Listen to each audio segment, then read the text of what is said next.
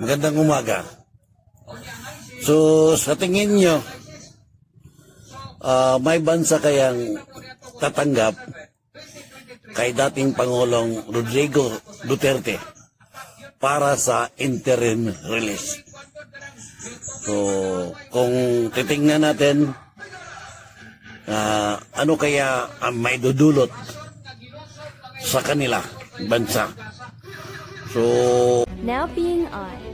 For Duterte's interim release, reports say former President Rodrigo Duterte may be temporarily released overseas.